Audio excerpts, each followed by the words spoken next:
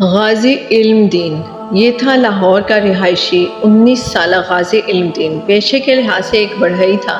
تقسیم ہند سے پہلے انڈیا میں ہونے والے ایک واقعہ نے علم دین کی زندگی میں ہلچل برپا کر دی۔ 1923 میں ایک انتہا پسند ہندو نے رسول اکرم صلی اللہ علیہ وآلہ وسلم کی شان میں ایک نہایت گستاخانہ کتاب تحریر کی۔ یہ کتاب ایک فرضی نام سے لکھی گئی جسے لاہور کے ایک ہندو پبلشر راجپال نے شائع کیا۔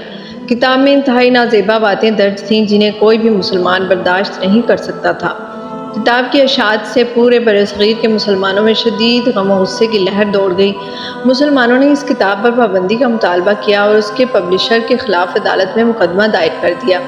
سیشن کورٹ نے راجپال کو مجرم قرار دیتے ہوئے سزا سنا دی، جس کے بعد لاہور ہائی کورٹ نے اس سزا کے خلاف اپیل کی۔ سماعت میں مجرم راجپال کو اس وجہ سے رہا کر دیا کہ اس وقت مذہب کے خلاف گستاخی کا کوئی قانون موجود نہیں تھا۔ مسلمانوں نے ہائی کورٹ کے اس فیصلے کے خلاف پورے ملک میں تحریک شروع کر دی۔ نوجوان علم دین اپنے دوست رشید کے ساتھ لاہور کی تاریخی وزیر خان مسجد کے سامنے اس ہجوم میں موجود تھا جو ہندو رائٹر راجپال کے خلاف نعرے لگا رہا تھا۔ جذبات کا ایک تلاطم تھا جو ہجوم کے نعروں کی گونج میں امڑ رہا تھا۔ امام مسجد نے انتہائی درد بھری آواز میں کہا، مسلمانوں، شیطان راجپال نے اپنی کتاب میں ہمارے حضور اکرم صلی اللہ علیہ وآلہ وسلم کی شان اقدس میں گستاخی کی ہے اور عدالتوں نے اسے بری کر دیا ہے، جس سے اسلام دشمنوں کی حوصلہ افزائی ہوئی ہے۔ امام مسجد کے یہ الفاظ غازی علم دین کے دل میں اتر گئے اور اس نے اسی وقت فیصلہ کیا کہ وہ گستاخ رسول کو واصل جہنم کر کے ہی دم لے گا۔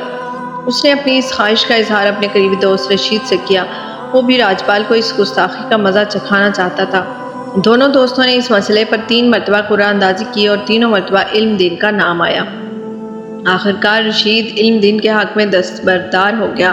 اللہ نے یہ سعادت شاید علم دین کے ہی نصیب میں لکھی تھی۔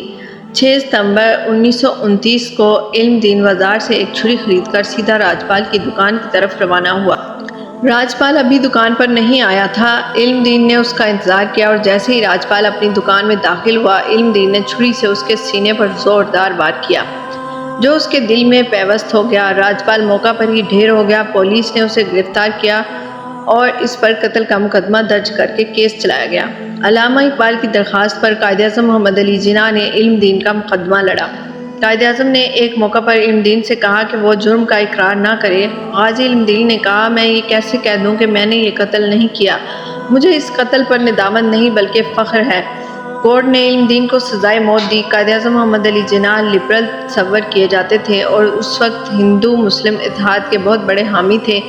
ہندو اخبارات نے ان پر کڑی تنقید کی، لیکن قائد اعظم نے اس تنقید کو رد کرتے ہوئے کہا، مسلمانوں کے لیے حضور اکرم صلی اللہ علیہ وآلہ وسلم کی ذات مبارکہ ہر چیز سے بڑھ کر ہے۔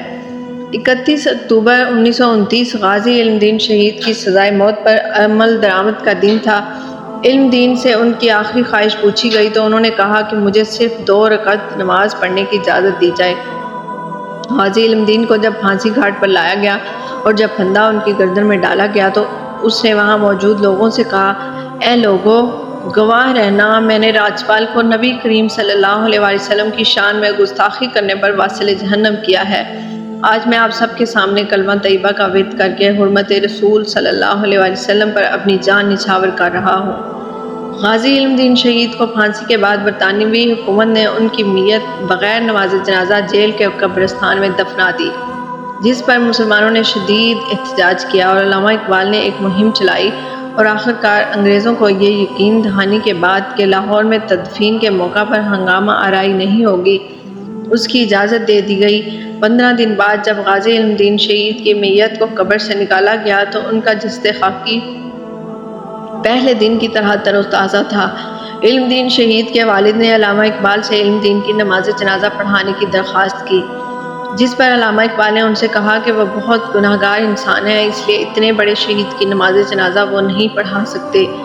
غازی علم دین شہید کی نماز جنازہ لاہور کی تاریخ کی سب سے بڑی نماز جنازہ تھی، جس میں لاکھوں لوگوں نے شرکت کی۔ ہر ایک کی خواہش تھی کہ عاشق رسول صلی اللہ علیہ وآلہ وسلم کے جنازے کو کندھا دے۔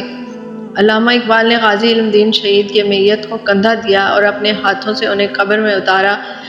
اس موقع پر علامہ اقبال نے نم آنکھوں کے ساتھ کہا، ستر خان کا بیٹا آج ہم پڑھے لکھوں پر بازی لے گیا اور ہم دیکھتے ہی رہ گئے۔ علم دین شہید کی پھانسی کے بعد ایسے حالات پیدا ہوئے جس کے بعد انگریزوں کو قوانین میں تبدیلی کرنا پڑی اور کسی بھی مذہب کی توہین کو جرم قرار دیا گیا، اور اس طرح ایک نوجوان کی قربانی قانون میں تبدیلی کا پیش خیمہ بنی۔